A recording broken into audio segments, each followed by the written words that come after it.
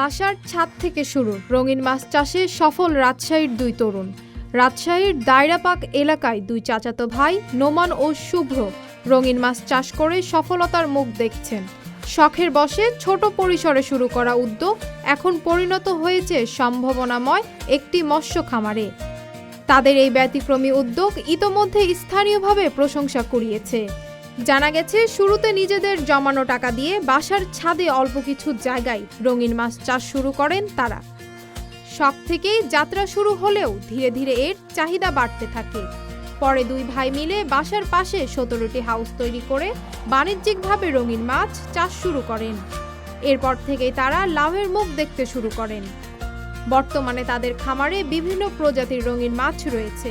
আমাদের কাছে আপাতত অর্নামেন্টাল ফিশ হিসাবে আমরা বেশিরভাগই করে থাকি গাপ্পি ভেরিয়েন্ট যেমন redtail platinum, purple dragon, red Moscow, black Moscow, আরও নানান প্রজাতি আছে। রাজশাহীর বিভিন্ন অ্যাকোরিয়াম মাছের দোকানে এইসব মাছ সরবরাহ করার পাশাপাশি অনলাইনেও বিক্রি করছেন তারা। অনলাইনের মাধ্যমে দেশের বিভিন্ন প্রান্তে কোরিয়ার, বাস ও ট্রেনের মাধ্যমে ডেলিভারি করে থাকে অ্যাকোরিয়াম ফিশ।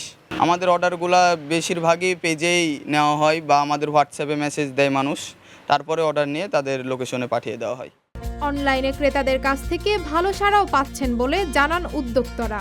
নোমান ও শুভ্র ডেইলি সিটিজেন ভয়েসকে বলেন, শুরুর দিকে আমরা খুব ছোট পরিসরে কাজ শুরু করেছিলাম, কিন্তু ধীরে ধীরে ভালো সাড়া পাওয়ায় আমরা খামারের পরিধি বাড়ানোর চেষ্টা করছি।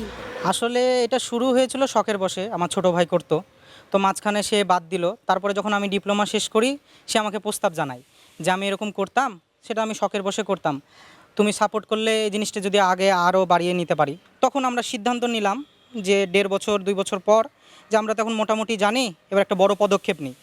তারপর থেকে দুইজনের সাপোর্ট নিয়ে, আমার ফ্যামিলির সাপোর্টও ছিল, সবার ভালো সাপোর্টের কারণে আমরা এই খামারটা আলহামদুলিল্লাহ দিতে পেরেছি এবং এখনও রেসপন্স আমরা ভালো পাই।